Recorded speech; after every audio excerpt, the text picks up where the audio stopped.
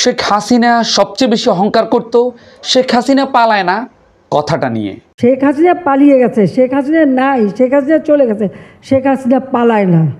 আর তাচ্ছিল্য করত লন্ডন থেকে বিএনপির তারেক রহমান দল পরিচালনা করা নিয়ে। নিয়তির কি নির্মম পরিহাস, শেখ হাসিনা আজ নিজেই একজন পলাতক, আর তার ছেলে এখন বিএনপির তারেক রহমানের মতো বিদেশে বসে ভিডিও বার্তার মাধ্যমে দল পরিচালনা করছে। ওবায়দুল কাদেরের অহংকারটা ছিল আওয়ামী লীগের সাংগঠনিক শক্তি নিয়ে।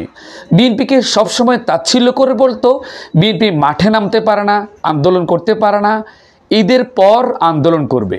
সেই ওবায়দুল কাদের শুনেছি পালাতে গিয়ে কোনো এক ক্যান্টনমেন্টে আত্মগোপনে আছে। দল কিংবা দলের সাংগঠনিক শক্তি তাকে বাঁচাইতে পারে নাই। আইনমন্ত্রী আনিসুল হকের একটা চেম্বার ছিল, আপনার নামে যে মামলাই হোক ওখানে যায়া কিছু টাকা দিয়ে আসলে প্রবলেম সলভ।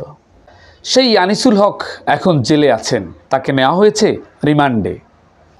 আইন বিভাগের একচ্ছত্র অধিপতি এই লোকটাকেও আইন কোনো হেল্প করতে পারছে না। অহংকার জিনিসটার সবচেয়ে বড় সৌন্দর্য কি জানেন? সব পাপের শাস্তি আখেরাতে হলেও অহংকারের শাস্তিটা আল্লাহ দুনিয়াতেই প্রদান করেন। অ্যান্ড এক্স্যাক্টলি আপনি যেই জিনিসটা নিয়ে সবচেয়ে বেশি অহংকার করবেন না, সেই জিনিসটা দিয়েই আপনাকে দুনিয়াতে সবচেয়ে বেশি লজ্জিত করা হবে, অপমানিত করা হবে। আওয়ামী লীগ নেতাদের কাছে সবচেয়ে বড় অহংকারের বিষয় ছিল, নাম ছিল শেখ হাসিনা। শেখ হাসিনা সব করতে পারে, সব ম্যানেজ করতে পারে, যে কোনো পরিস্থিতি হাতের মুঠোয় নিয়ে আসতে পারে। অথচ আওয়ামী লীগের প্রতিটি নেতার কাছে এখন সবচেয়ে বেশি লজ্জার নাম কি জানেন? এই শেখ হাসিনা। দেশের মানুষ তো দূরের কথা, নিজের একজন নেতাকর্মীর কথাও না ভাইবা তিনি দেশ ছেড়ে পালাইয়া গেছেন। শেখ হাসিনার আরও একটা অহংকার ছিল তার বাবা। তার বাবাকে বড় করতে গিয়ে জিয়াউর রহমানকে ছোট করেছেন, জিয়াউর রহমানকে নিয়ে কথা বলেছেন, রাজাকার বলেছেন, ইভেন বেগম খালেদা জিয়ার ক্যারেক্টার নিয়েও তিনি কথা বলেছেন। বাট শেষে কি হলো? মানুষ এখন মুজিবের কুকীর্তি আর শেখ হাসিনাকে নিয়েই কথা বলতেছে। এক মহিলা টিভির এক সাক্ষাৎকারে নিজের নাম বলেননি, কারণ তার নাম ছিল হাসিনা।